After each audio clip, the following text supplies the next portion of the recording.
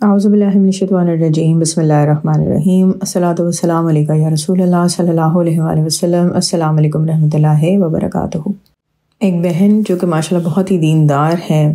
اللہ تعالیٰ کے رسول حضرت محمد مصطفیٰ صلی اللہ علیہ وآلہ وسلم کی ختم نبوت پہ کام کرتی ہیں،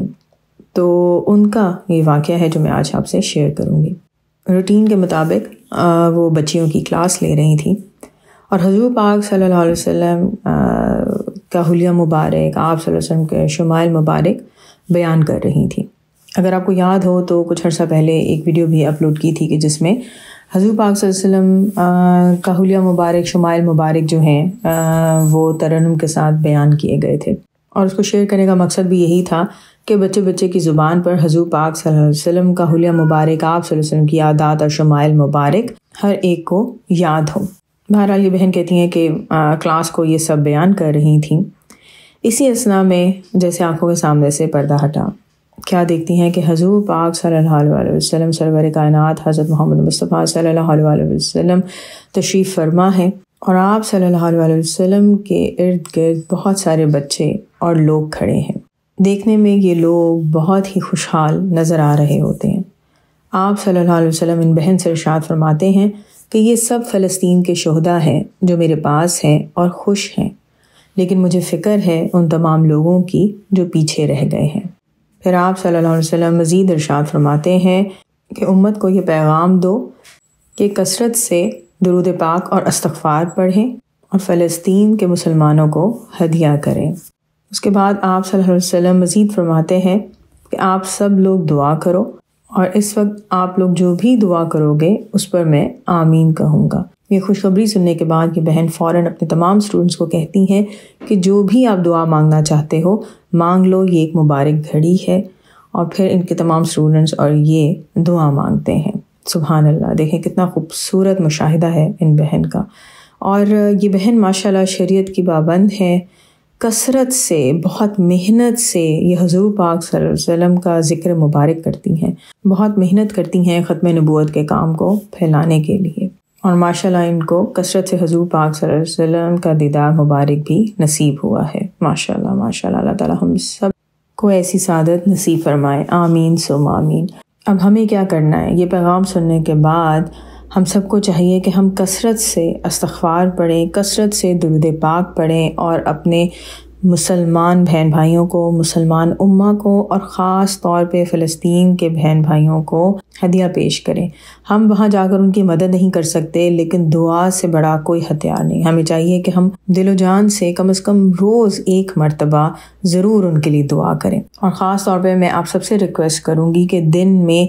چاہے 10، 11، 3، 4 جتنا بھی آپ کے لیے آسان ہو، درود ابراہیم پڑھ کے ان لوگوں کے لیے ضرور دعا کریں اور انہیں ہدیہ کریں۔ درود ابراہیم کیوں خاص طور پہ میں آپ کو کہہ رہی ہوں؟ اس لیے کیونکہ دیکھیں درود ابراہیم یہاں پر بہت زیادہ میٹر کرتا ہے۔ درود ابراہیم کا مطلب کیا ہے کہ یا اللہ حضور پاک صلی اللہ علیہ وسلم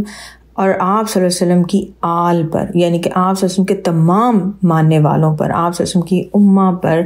وہ تمام رحمتیں اور برکتیں نازل کریں کہ جو آپ نے حضرت ابراہیم علیہ السلام اور حضرت ابراہیم علیہ السلام کے ماننے والوں پر نازل کی۔ اس ترجمے کو سمجھنے کی کوشش کریں۔ آپ قرآن شریف اٹھائیں اور قرآن شریف میں صرف وہ آیات دیکھیں کہ جن میں اللہ تعالیٰ نے بنی اسرائیل کا ذکر کیا ہے۔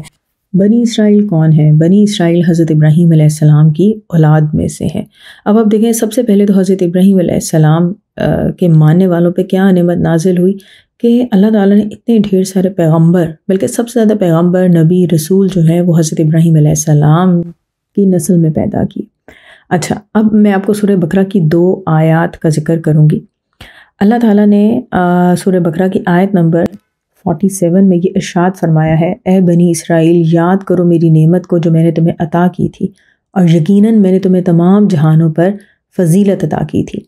اور اسی بات کو پھر اللہ تعالیٰ نے سورہ بقرہ کی آیت نمبر 122 یعنی 122 میں بھی رپیٹ کیا ہے، اے بنی اسرائیل، یاد کرو میری اس نعمت کو جو میں نے تمہیں عطا کی تھی، اور یقیناً میں نے تمہیں تمام جہانوں پر فضیلت عطا کی تھی۔ ایک آیت جو اللہ تعالیٰ نے ایک سے زیادہ مرتبہ قرآن شریف میں بیان کی ہے، ڈیفینیٹلی وہ بہت اہمیت کی حامل ہے۔ اچھا، اس کے علاوہ اگر آپ بنی اسرائیل کی نعمتیں دیکھنا شروع کریں تو اللہ تعالیٰ نے ان کو نہ صرف نعمتیں عطا کیں، ان کو جہانوں پر فضیلت عطا کی۔ جہانوں کا مطلب ہے یعنی کہ خالی یہ دنیا ہی نہیں بلکہ اس کے علاوہ اور بھی جو دنیائیں آباد ہیں وہاں پر بھی اللہ تعالیٰ نے ان کو نہ صرف اچھی باتوں کے حکم دیے بلکہ ان کو بہت ساری کھلی نشانیاں دیں۔ کھلی نشانیوں سے یہاں پر مراد ہے موت سے۔ اللہ تعالیٰ نے ان کے لیے بہت ساری چیزوں کو حلال کیا، ان میں ایسے نبی اور پیغمبر بھیجے کہ جن کے پاس معجزوں سے بھری نشانیاں تھیں، جیسے پیدائشی اندھے کو، کوڑی کو وہ ٹھیک کرتے تھے، مردوں کو زندہ کرتے تھے، مٹی کے پرندوں میں جب پھونک مارتے تھے تو ان میں جان آ جاتی تھی۔ آپ مجھے بتائیں کہ ان پیغمبر علیہ السلام کا نام کیا تھا؟ اسی طرح جب گناہوں کے باعث ان پر کوئی عذاب آتا تھا تو اللہ تعالیٰ ان کو نہ صرف معاف کرتے تھے، ان کے گناہوں کو معاف کرتے تھے بلکہ عذاب کو بھی ان پر سے ہٹا دیتے تھے۔ اب یہ عذاب چاہے آسمانی ہو یا کسی ظالم سردار یا بادشاہ کی صورت میں ہو، اللہ تعالیٰ نے ان کی معافی کو بار بار قبول کیا اور ان کو ان عذابوں سے نجات دی، ان پر من و سلوہ نازل ہوا۔ سبحان اللہ۔ سورہ انعام کی آیت نمبر 137 میں اللہ تعالیٰ نے ان کے متعلق بیان کیا ہے کہ ان کو زمین کے مشرقوں اور مغربوں کا وارث بنایا گیا، جس میں ان کے لیے برکت رکھی گئی تھی۔ اسی طرح سورہ یونس کی آیت نمبر 93 میں اللہ تعالیٰ نے بیان کیا ہے کہ ان کو ٹھکانہ دیا، اور نہ صرف ٹھکانہ بلکہ عزت والا ٹھکانہ دیا، پاک چیزوں سے ان کو رزق عطا کیا۔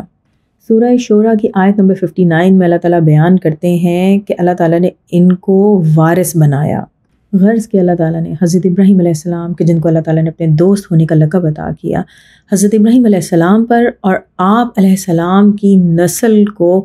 وہ نعمتیں عطا کیں کہ جو قابل رشک ہیں، اور جن کے لیے حضور پاک صلی اللہ علیہ وسلم نے ہمیں درود ابراہیمی کے ذریعے یہ ارشاد فرمایا ہے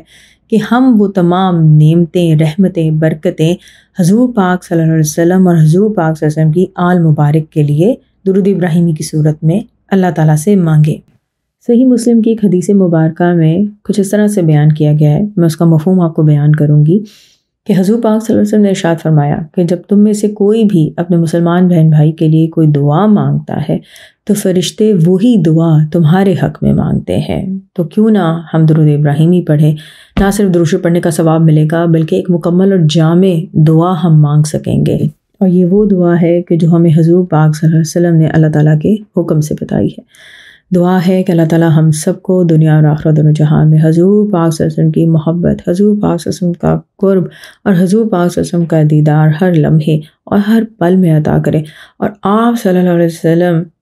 کی بتائی ہوئی شریعت پہ، آپ صلی اللہ علیہ وسلم کی بتائی ہوئی تعلیمات پر ہم سب کو عمل کرنے کی توفیق عطا کریں، کہ قیامت کے دن جب ہم پیش ہوں تو حضور پاک صلی اللہ علیہ وسلم جب ہمیں دیکھیں تو حضور پاک صلی اللہ علیہ وسلم کو فخر محسوس ہو کہ وہ دیکھو میرا وہ امتی آیا ہے کہ جس نے میری تعلیمات پر عمل کرنے کی کوشش کی۔ اللہ تعالیٰ تمام امت مسلمہ پر اپنی رحمتیں اور برکتیں نازل کریں اور امن اور سکون عطا کریں، آمین ثم آمین۔ الصلاۃ والسلام علیکہ یا رسول اللہ صلی اللہ علیہ وآلہ وسلم۔ السلام علیکم ورحمۃ اللہ وبرکاتہ۔